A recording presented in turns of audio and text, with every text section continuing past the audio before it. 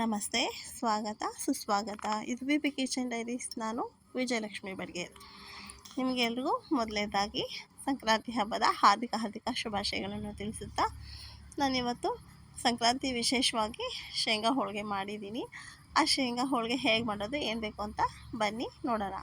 ನಾನಿಲ್ಲಿ 1 kg ಶೇಂಗಾ ತೊಗೊಂಡಿದ್ದೀನಿ. 3 ಬ್ಯಾಚಲ್ಲಿ ಹುರಿದಿದ್ದೀನಿ.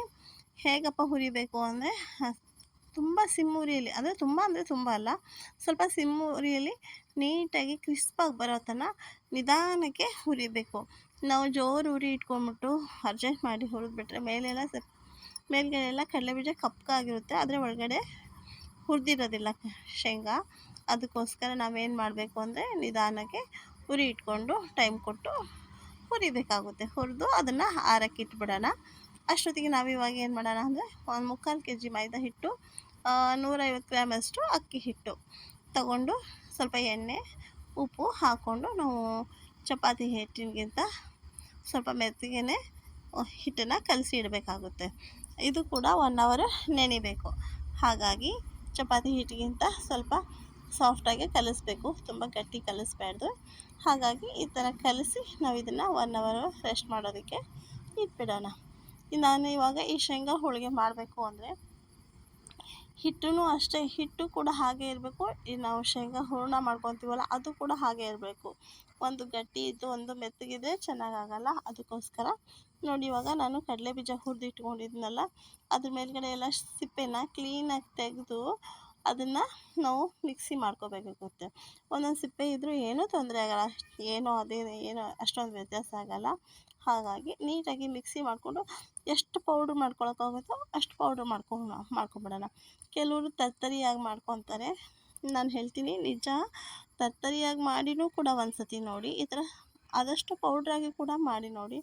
ಪೌಡ್ರ್ ಥರ ಮಾಡಿರೋದೇ ಈ ಶೇಂಗಾ ಹೋಳಿಗೆ ತುಂಬ ಚೆನ್ನಾಗಾಗುತ್ತೆ. ಅದಕ್ಕೋಸ್ಕರ ನಾನು ಪೌಡ್ರೇ ಮಾಡಿದ್ದೀನಿ.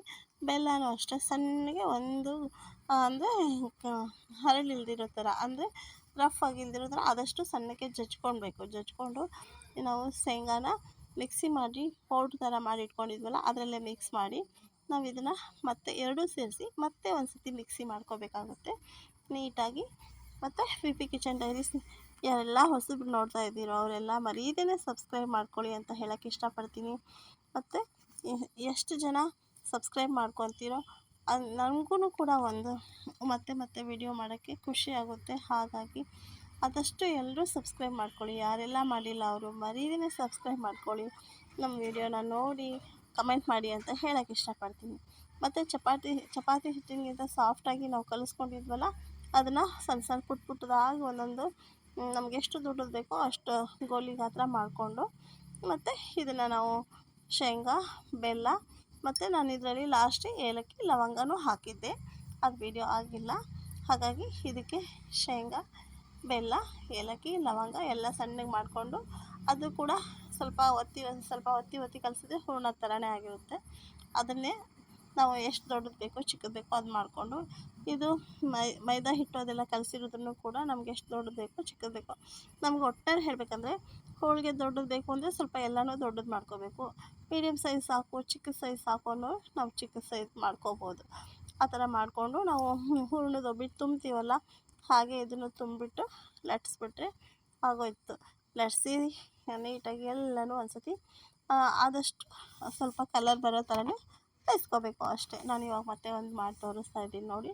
ಹೂರ್ಣ ಕಡಲೆಬೇಳೆದು ತೊಗರಿಬೇಳೆ ಹೂರ್ಣದ ಒಬ್ಬಿಟ್ಟು ಮಾಡಲ್ವ, ಅದೇ ಥರನೇ ಹೂರ್ಣದ ಒಬ್ಬಿಟ್ಟು ಥರನೇ ಇದನ್ನು ಶೇಂಗಾ ಹೂರ್ಣನ ಇದರಲ್ಲಿ ಇಟ್ಬಿಟ್ಟು ಮೇಲೆ ಎಲ್ಲ ನೀಟಾಗಿ ಕವರ್ ಮಾಡಿ ಹಿಟ್ಟು ಹಚ್ಚಿ, ಮತ್ತು ಎಣ್ಣೆ ಹಚ್ಚಿ ಲಟ್ಟಿಸ್ಬಾರ್ದು, ಆದಷ್ಟು ಹಿಟ್ಟು ಹಚ್ಚಿನೇ ಲಟ್ಟಿಸ್ಬೇಕು. ಹಾಗಾಗಿ ಸಂಕ್ರಾಂತಿ ಹಬ್ಬಕ್ಕೋಸ್ಕರ ನಾನು ಈ ಥರ ಸ್ವೀಟ್ ಮಾಡಿದ್ದೀನಿ.